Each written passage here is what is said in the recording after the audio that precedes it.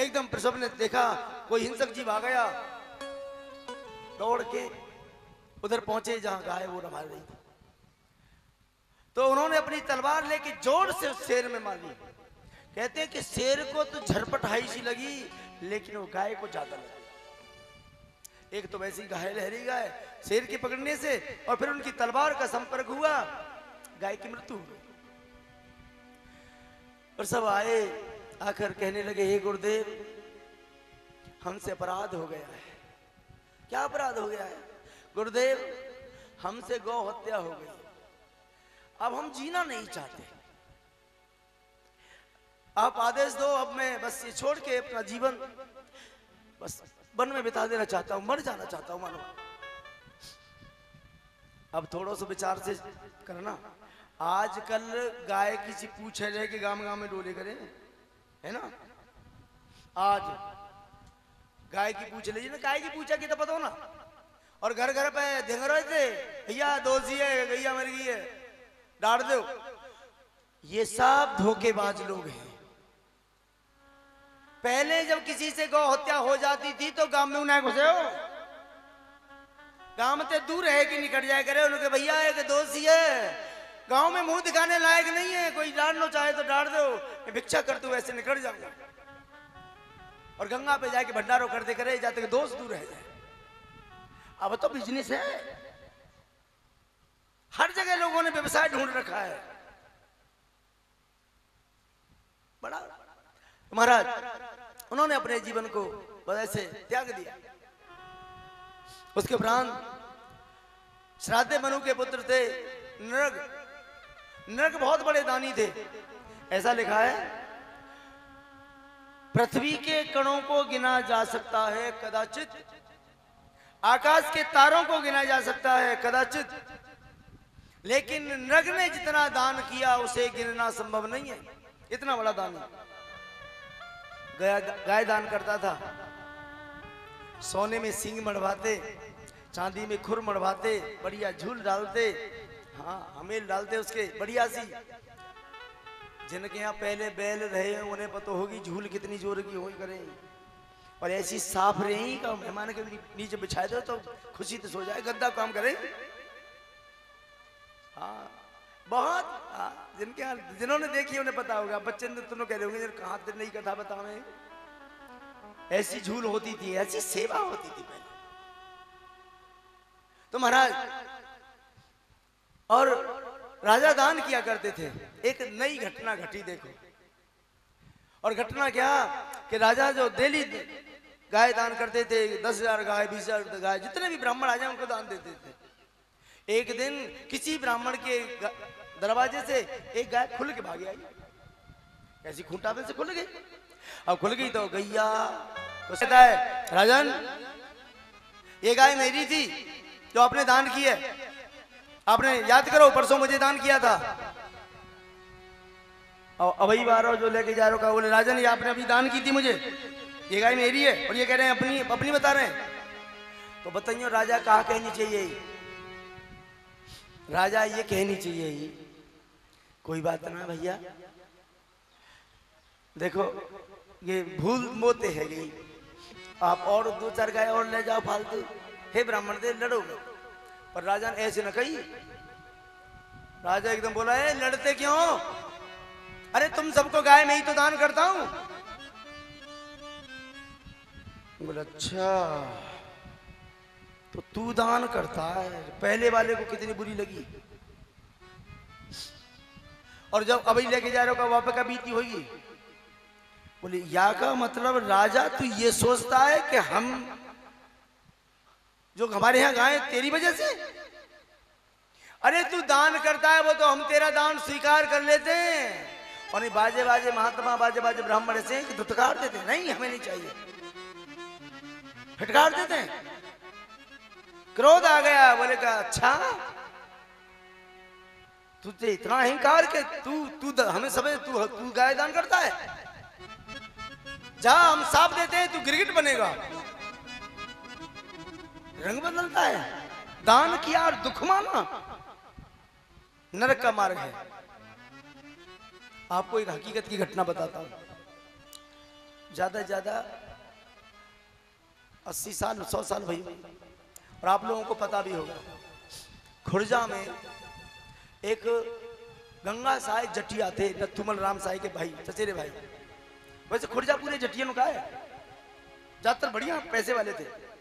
एक दिन क्या हुआ, गंगा साई जटिया की मैया बोले बेटा वो हमने 1 लाख रुपया नहीं देखे, हमें 1 लाख रुपया दिखा दोगे? हे मैया कैसी बात कर रही है, 1 लाख अब 2 लाख दिखा दे? बोले बस 1 लाख का ढेर दिखा दो, तो 1 लाख रुपया ला के चांदी की डाल दे, ये रो देख लो।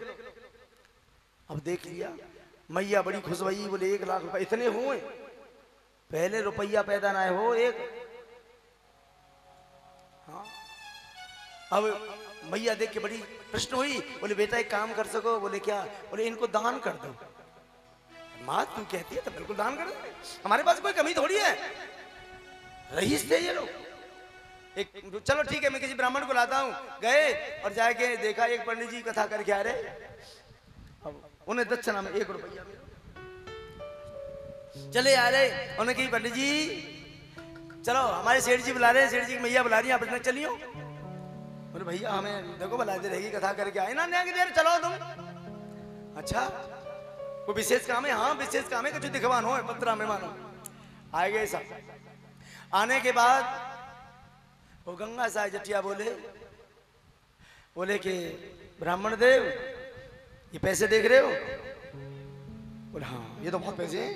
बोले 1 लाख हैं, कभी देखे नहीं होंगे तुमने? क्या मतलब? नहीं मैं ये कह रहा हूं तुमने 1 लाख रुपए को ढेर देखा नहीं होगा, आज देखने को मिल रहा है। और मेरी माँ चाहती है कि ये तुम्हें दान कर दिया जाए, तुम्हारी पीढ़ी बैठकर खाएगी, तुम्हें कमाने की जरूरत ही नहीं है। इतना बड़ा दान आज तक तुम्हें किसी ने नहीं किया होगा, चलो चल लो और संकल्प करते हैं। थोड़ा सा ध्यान से सुनियो, वो ब्राह्मणी क्या जो स्वाभिमान न हो, एकदम वो अपनी आंटी में से रुपया निकालो, ले ले और इसी ढेर मार के, तुझे हम जैसा त्यागी भी नहीं मिलेगा, इसे किसी और को दान कर देना। तू हमसे कहता है कि इतना बड़ा दान करने वाला कोई नहीं होगा, अब तूने 1 लाख रुपए दान करता है? 1 लाख में भी ठोकर मार दी, एक और दे दिया उसे, जाए किसी और को दे देना। अब गंगा साहब पैरन पर गए, ब्राह्मण दे मेरा मतलब ये ना बोले ना, अब नहीं चाहिए। उसके बाद में उन्होंने उस पैसे को गंगा सागर खंड संस्कृत विद्यालय बनवाया, जिसमें आज भी ब्राह्मणों के बच्चे पढ़ते हैं, संस्कृत पढ़ते हैं। उन्होंने कही अब यह पैसा को कहा करूं, क्या करना? तो फिर उल्लंघ जैसे घुसते हैं ना, पुलियासी पढ़ती है, पुलियासी के थोड़ा सा आगे साइड में गंगा सागर खंड संस्कृत विद्यालय, आज भी उसमें निःशुल्क ब्राह्मणों के बच्चे पढ़ते हैं। उन्होंने अब क्या करें, कहा या को अपने दान तो कर ही दियो, पर चलो ऐसा कर देते हैं जो जीवन भर ब्राह्मणों के बच्चे पढ़े। ऐसे है, दान करने वाला अगर विवेक से दान करे तो दान है, और अहम से दान करे तो वो नरक का मार्ग होगा। इसलिए राजा नरक को गिरगिट बनना पड़ गया एक शब्द से। दान करते समय ऐसे नम्रता से होना चाहिए। कबीर साहब जब दान करते थे ना, तो ऐसे दियो नो करके ले सा। अब काऊ ने पूछी, बोले तो कबीर साहब तुम दान करते हो सर झुका के? बोले हाँ। तो ये बात तुलसी बाबा को भी पता चली, तो तुलसी बाबा ने एक पत्र में लिखा कि ऐसी बैनी बैन जू और कित सीखे हो सैन। बोले कबीर ऐसी कहां ते सीख आयो, जो जो कर ऊंचो भयो त्यों त्यों नीचे ने। जो जो कर ऊंचो भयो, कर माने जैसे जैसे दान को प्रताप बढ़्यो तैसी तैसे आंखें नीची। तो कबीर ने एक पंक्ति लिख के भेजी तुलसी बाबा के लिए, बाबा मैं नहीं, बोले मैं दान नहीं करता, बोले और कि देनहार कोई और है जो देत रेत दिन रैन, लोग भरम मेरो करे जाते नीचे ने। देवे वारो कोई और, अच्छा ना भाई हम देव वाले हैं कजू, कोई और दे रो है, हम तो निमित्त बने।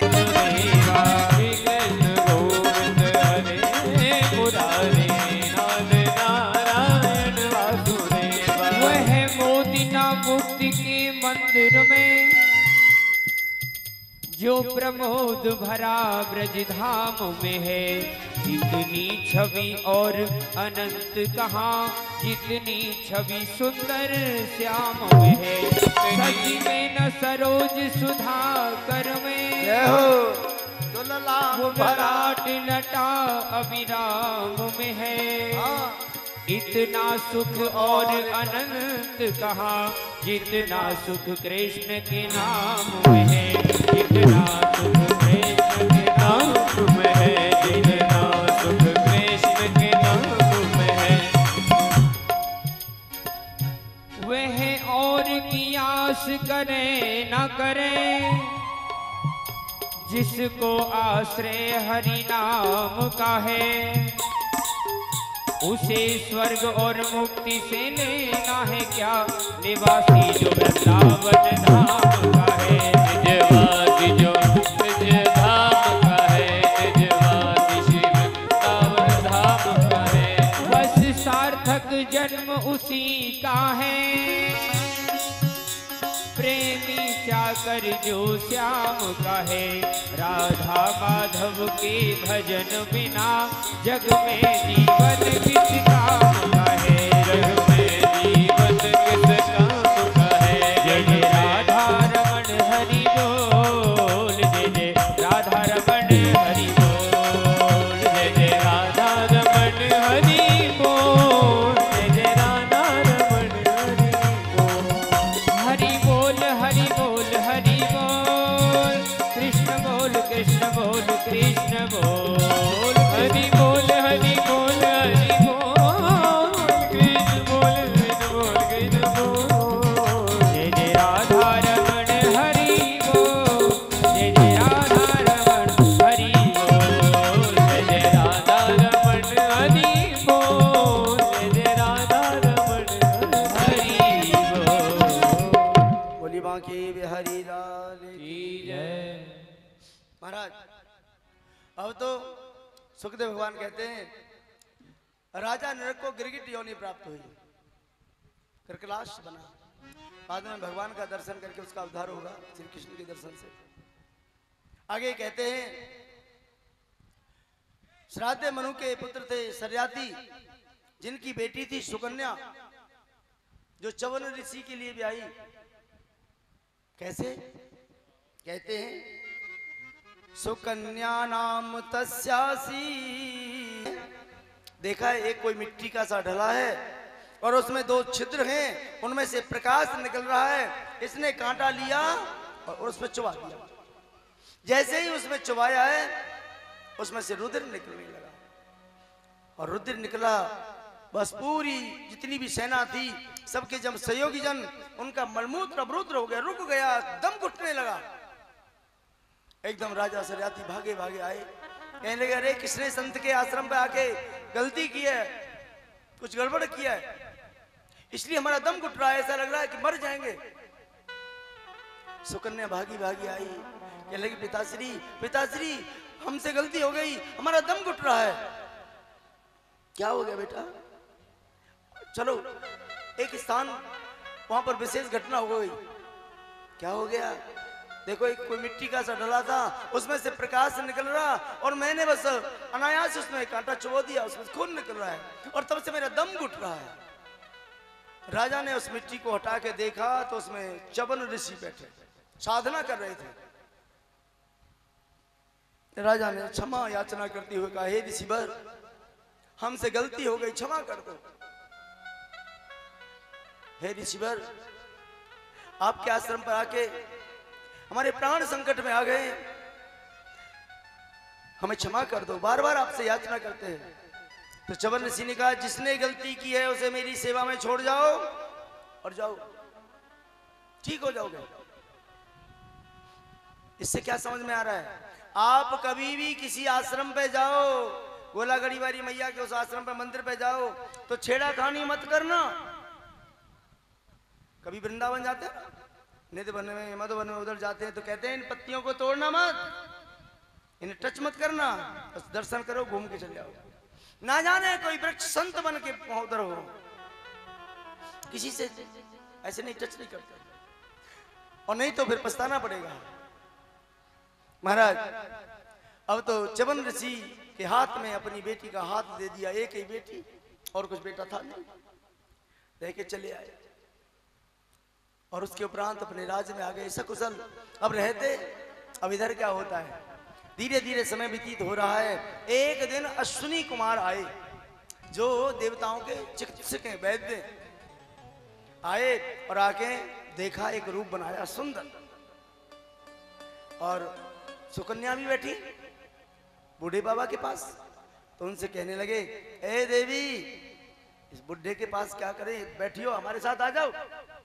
अच्छा, अरे दूर तो तुम्हारी ऐसी भावना, हम मैं जल लेकर साफ देती हूँ। ऐसे कहने लगी तो इतने कहा, देवी साफ मत देना, हम तो आपकी परीक्षा कर रहे थे, आपके धर्म की, आपके व्यवहार की। और देखो हम अश्विनी कुमार हैं, अश्विनी कुमार, और ऐसे इस तरीका से परीक्षा लेते हैं? नहीं, देखो असलियत में बात यह है कि आपके पति विशेष तेजस्वी और तपस्वी हैं और हमको यज्ञ में भाग नहीं मिलता। अगर आप अपने पति से कह के हमें यज्ञ में भाग दिला दें तो हम तुम्हारे पति को सुंदर रूप प्रदान कर सके, चूंकि हम चिकित्सा जाने। अच्छा बिल्कुल, तो बोले ठीक है मैं कह दूंगी और आपको यज्ञ में भाग मिलने लगेगा। तो बोले पति तुम्हें अपने अपने आप पहचानने पड़ेंगे, पर सुंदर तुम बना देंगे। कचुनियों के करें चवन प्रास खिलवाए हो या वजह चवन ऋषि नाम पड़े हो, ऐसी बात नहीं। देखो होगा क्या, कहते हैं कि बस अश्विनी कुमारों ने उनका हाथ पकड़ा चवन ऋषि का और गोता लगाया। सुंदर तीनों, अश्विनी कुमार तो सुंदर थे ही, तीनों सुंदर हो गए एकदम, और एक जैसी शिकिल, एक जैसे कपड़ा, लंबाई बराबर बिल्कुल। अब विचार करियो, जब तीनों की एक जैसे नक्शा होए, पहचान कैसे होगी? अब सोचने लगे, बोले अब कैसे करूं, मुझे तो मेरे पति मिलने चाहिए। ठाड़ी देख रही तो एक व्यक्ति तो पलक मार रहा था और दो व्यक्ति पलक नहीं मार रहे थे, यानी देवता पलक नहीं मारते, ये तो हम तुम पलक मारते। उसे ज्ञात हुआ, बोले हाँ शायद यही मेरे पति हैं जो पलक मार रहे हैं। अश्विनी कुमार तो देवता है। फिर बोले अभी अभी क्लियर कैसे हो सकता है कि कोई छल हो इसमें भी? दुनिया भर की ये सब ढोंग है। दुर्गा सप्तशती पढ़ो, संस्कृत में नहीं आती तो कोई बात नहीं, हिंदी में पढ़ के देखना। जिस वक्त आदि शक्ति का प्राकट्य हुआ ना 18 बज रूप से, तो एकदम जैसे शक्ति का आदान हुआ तो पृथ्वी रसातल को जाने लगी, कांपने लगी पृथ्वी, और सब देवता विनती करने लगे, हे आदि शक्ति भगवती माँ अपना वेग कम करो, अपनी शक्ति कम करो, ये पृथ्वी रसातल को चली जाएगी। जब वह दुर्गा की शक्ति के वेग को पृथ्वी सहन ना कर सके तो कि हाड़ मांस को पुतला सहन करेगा, फाट जाएगा। ऐसी ना है, ये शरीर 8 कलाओं से ज्यादा किसी शक्ति को धारण नहीं कर सकता। बहुत बातें समझ, मेरा कहने का भाव है माताओं बहनों भैयाओं, बहकाए थे बच जाओ। ढोंगी पाखंडी दुनिया भर के जन कैसे कैसे बहकाए में डोल रहे, लूटे में डोले, पैसा चाहिए और क्यों समय बताओ कि पैसा संग न जानो। कहने का भाव है इस धोखे से बच जाना। अगर हाँ हनुमान जी कृपा करेंगे तो सीधी सीधी कृपा करेंगे, सीधी सीधी। माँ कृपा करेगी तो सीधी सीधी कृपा करेगी। कही बेटा जैसे राजा नल की रक्षा की, अरे छोड़ो, हाँ वो ऐसा है, भोले बाबा की परिक्रमा ना वहीं से लौट आते हैं, जलहरी को पार नहीं किया करते। कुछ लोग आधी मानते हैं, वो कह रहे कितनी परिक्रमा लगे। जहां जो गंगा जो बहती है ना, जिससे धार जाती है बह के, गंगा जिसे बोलते हैं, उसको लांगते नहीं है, इसलिए वहां से फिर लौट आते हैं, आधी मान ली जाती है। ऐसे करके पूरी है जाएगी।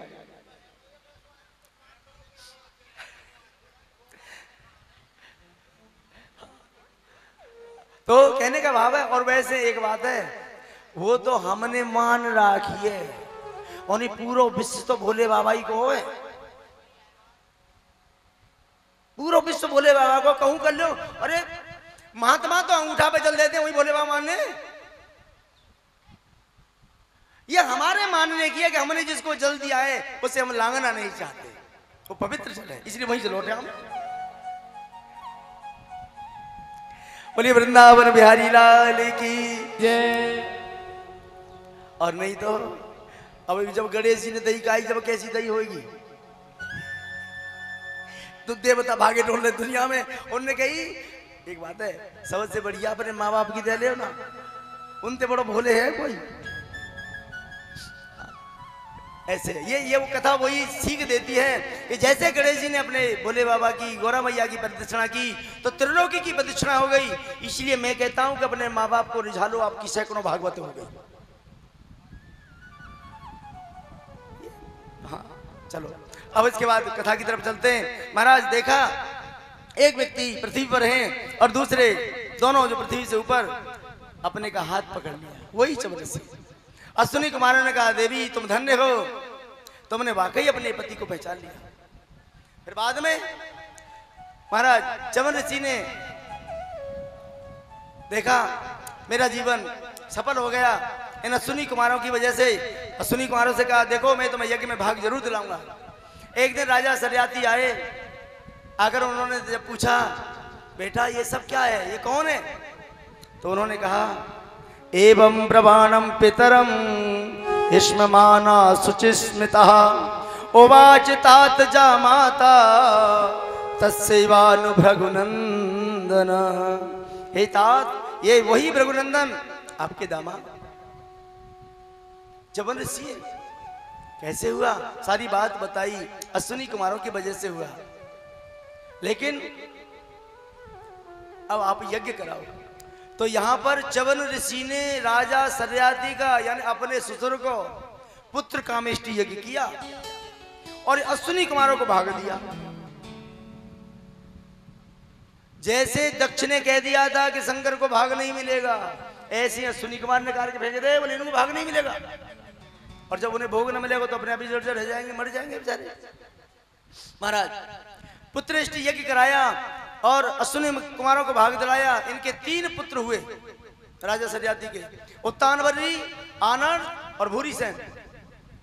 आनर्द का पुत्र हुआ रेवत जिसने कुकुस्थली नगर बसाया।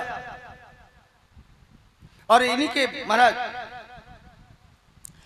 रेवत का पुत्र हुआ कुकुदमी और कुकुदमी की बेटी थी रेवती जिसका विवाह बलराम जी के साथ होता है।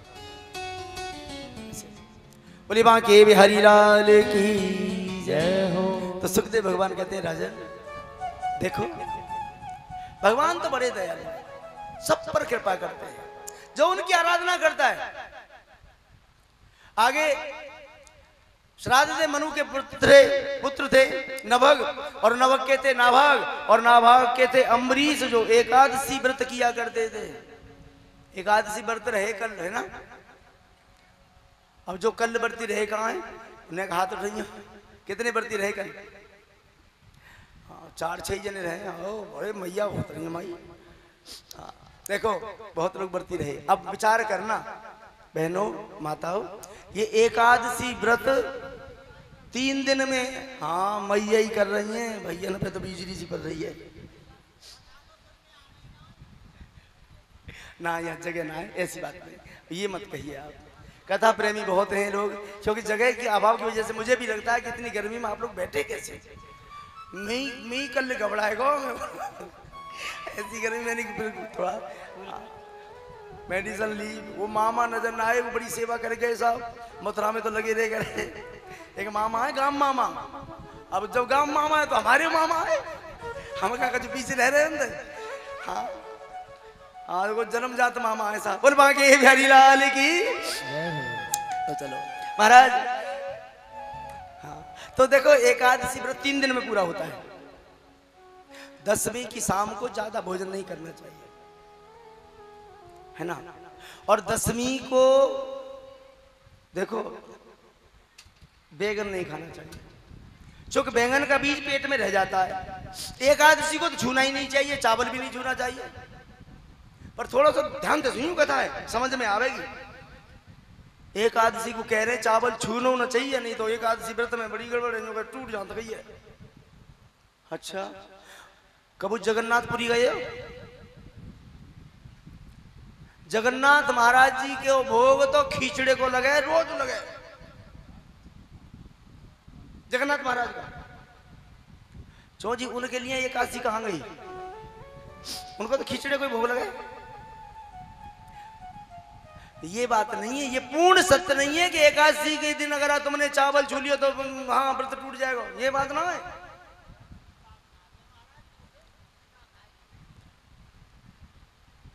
है ना। न तो ये चीज खानी चाहिए वो जिसके बीज हमारे भीतर न रह जाए। ऐसा कुछ सात्विकी प्रसाद लो और 10 एकादशी को पहले बड़े बूढ़े करे, अब ना कोई बतावे ना है। मतलब कॉलगेट नहीं करने चाहिए, पहले दांत ना करे तो राख ले ले चूल्हे में थोड़ी सी रोज बस कर लियो। अब तो बहुत देर पेस्ट करते हैं जिसमें सिंथेटिक पाउडर होता है। झाग है मौसम पूरो झागन दे लग रहे। पहले नीम की दांतन, ढाक की दांतन, बबूर की दांतन, नौंगा की दांतन, काऊ की दांतन कर ले। दांत रहे रोज 90 साल तक दांत ना घुरे। और अब 20 साल के, 25 साल के, 30 साल के बाद डाढ़ करके आई तो मर जाओ। जब तुम बचपन से ही मैया बड़ी खुश हो हमारा बाल पेस्ट करने लगो। और बताऊं आपको, हाँ जो बच्चे पढ़ते हैं उन्हें सब पता है। ये जितने भी ज्यादातर पेस्ट है ना, इनमें पशुओं की हड्डियों का चूरा होता है जो बोले कि ये दांत पुष्ट रहे, ताकतवर रहे। पर सवेरे सवेरे हम वो करें। इसलिए हमारे मनीषी, हमारे बुजुर्ग यालियां व्रत वाले दिन पेस्ट ना करे, व्रत वाले दिन दांतनु ना करे। नहीं करना चाहिए। और ना है तो मेरी बात है, आप झूठ माने तो एक साबुन है जहाँ पे चोटी वारोजन कौन सो है, वहां पे लिख रही है चर्बी युक्त साबुन। या को मतलब साबुन में चर्बी आ रही है जिससे कि हाथ न फट जाए। पहले रेह चोख हो जाते तो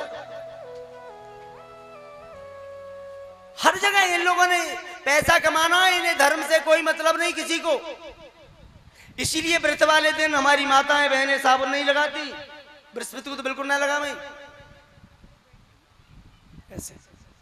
तो महाराज ऐसे ही अम्बरीश महाराज एकादशी व्रत करते। और व्रत करने का तरीका है कि उस दिन आप सर्वे मनः कृष्ण पादारविंदयो वंचासी वैकुंठ गुणान वर्णने करोर हरेर मंदिर मार्जनादिषु श्रुति चकार अच्युत कथदयो। कहते हैं सर्वे मना कृष्ण पादार विंदयो, अपने मने भगवान के चरणों में लगाए दो। या के एकादशी सर्वे मना, एकादशी का मतलब 5 ज्ञानेंद्री और 5 कर्मेंद्री और 1 मन, ये 11 भगवान में लग जाए। या के एकादशी 11 हो भगवान में लग जाए। और वैसे रे एकादशी बोले हम तो एकादशी बढ़ती निर्जला हो रहे। अच्छा वैसे रे एकादशी और भीतर बैठो मन में द्वासी भाव। मैं बात नहीं बोलूंगी, मैं नहीं पाई दूंगी सासू मैया, मैं बोली ना उनसे बिल्कुल बोल बंद कर रखो है। सास ते राखे द्वासी और व्रत में रहे एकादशी। ऐसी एकादशी को क्या करनो? अरे अपने मन से द्वेष निकाल दो, ये द्वासी भाव मिट जाएगा। आपकी रोज एकादशी है।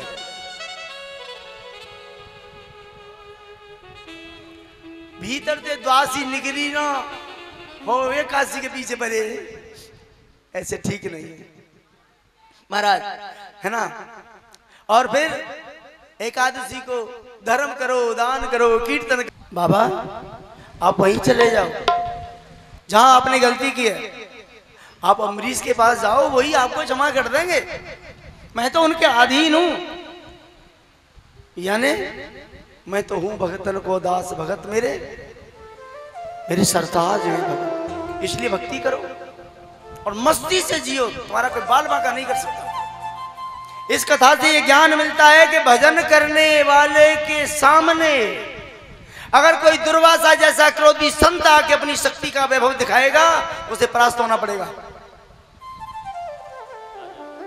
इसके उपरांत जब कहा, बोले वहीं चले जाओ, और जैसे ही आए और अम्बरीश के पैरों की तरफ झुकने लगे तो कहने लगा, अरे बाबा, अरे तुम क्या कर रहे हो?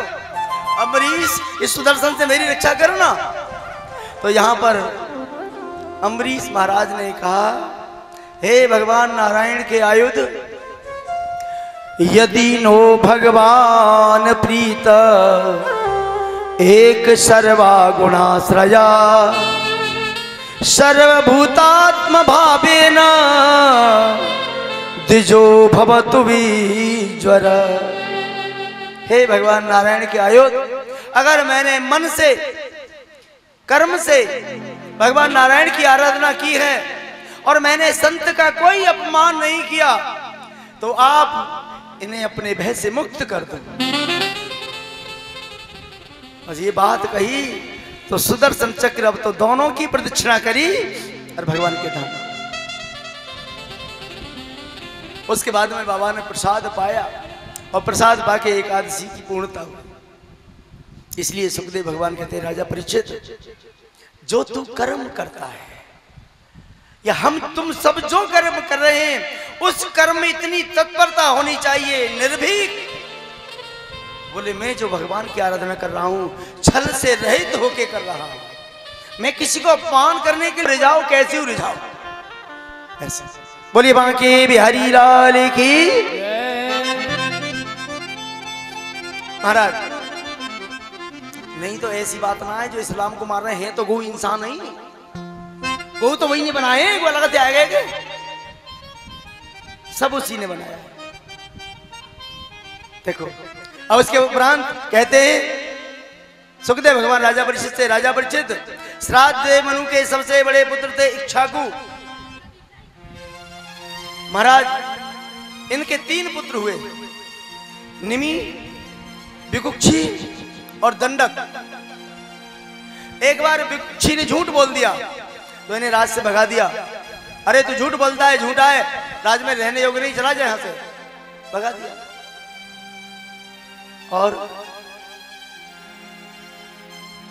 और महाराज निमि यज्ञ किया करते थे, धर्म अनुष्ठान करते थे।